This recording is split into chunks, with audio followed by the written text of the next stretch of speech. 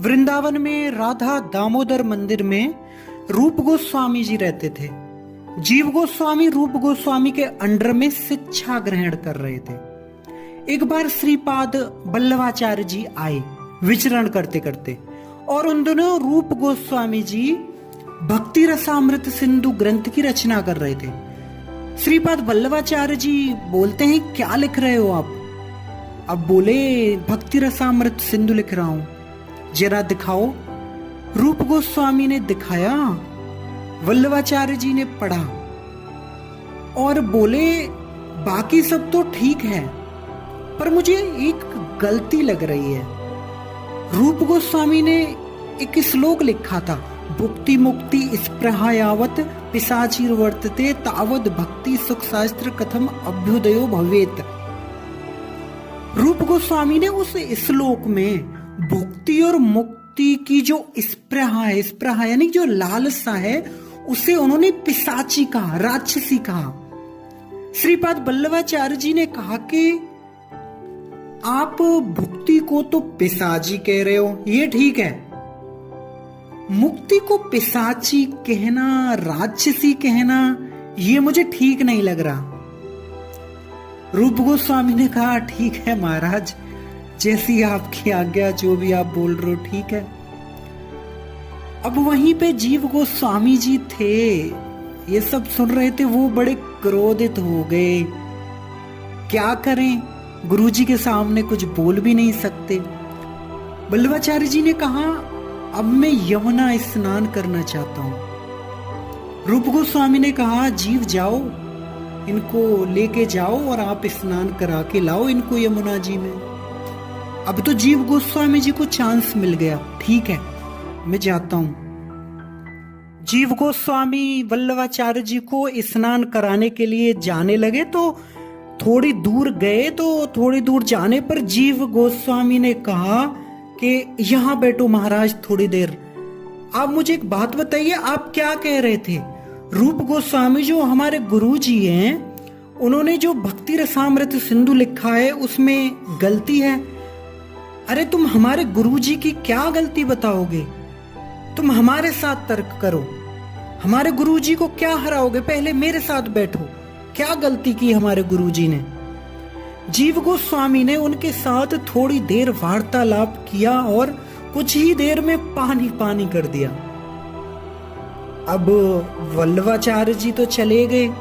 यहां रूप गोस्वामी जी को पता चला कि जीव ने कुछ उनको बोला है, तो जीव गोस्वामी को बहुत डांटा, और आज के गुरु होते तो वाह वाह करते, अरे मुझे परेशान कर रहा था शिष्य, तूने उसको डांटा, वाह बहुत अच्छा किया। लेकिन रूप गोस्वामी तो अपनी चरम सीमा पर स्थित हैं गुरु की, और शिष्य भी चरम सीमा पर स्थित हैं। रूप गोस्वामी ने कहा, जीव तुमने ये ठीक नहीं किया। एक ब्राह्मण हमारे पास आए और वे हमारे साथ तर्क करना चाहते, और मैंने कह दिया आप जीत गए महाराज, मैं हार गया, तो उसमें हमारा क्या घट गया? हमारे शरीर में, हमारी भक्ति में से क्या कम हो गया? तुमने एक ब्राह्मण का सम्मान बर्दाश्त नहीं कर सकते हो। चैतन्य महाप्रभु ने क्या कहा है? अमान ना मान देन कीर्तनीय सदा हरि, मान की आशा किए बिना दूसरों को सम्मान देना चाहिए। जब तक दूसरों को सम्मान नहीं दोगे, तब तक कीर्तन कैसे कर पाएंगे? ये तुमने बहुत गलत किया है, और आज और अभी यहां से छोड़कर चले जाओ, मेरे साथ नहीं रहो। तुम दूसरों के सम्मान को बर्दाश्त नहीं कर सकते हो। किसी को मान मिल रहा है, सम्मान मिल रहा है, तुमको बर्दाश्त नहीं हो रहा है, तुम निकल जाओ, आज के बाद अपना मुख मुझे नहीं दिखाना। जीव गोस्वामी चले गए। अब जीव गोस्वामी वृंदावन के पास ही वहीं किसी गांव में रहने लगे। वहां पे वो तपस्या करने लगे।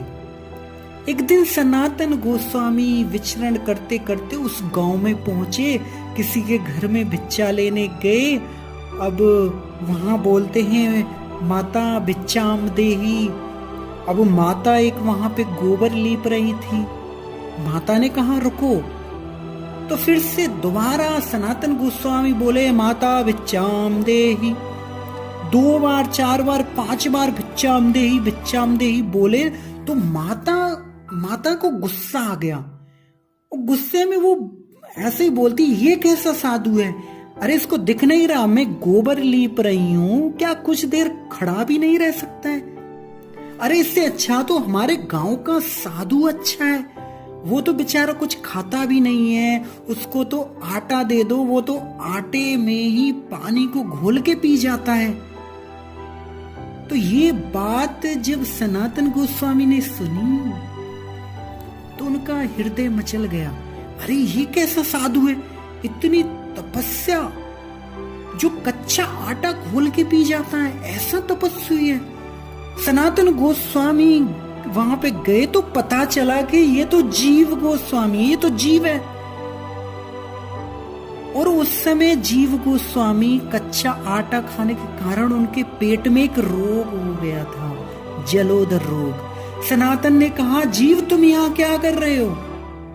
जीव ने सारी बातें बता दी। जीव गोस्वामी ने, मुझे गुरुजी ने त्याग दिया है। सनातन गोस्वामी जीव को लेके रूप गोस्वामी के पास गए और उनके चरणों में रख दिया, क्योंकि वो बड़े भाई थे। अब वो बोले कि तुमने इनको क्यों त्यागा, मतलब क्यों त्याग दिया?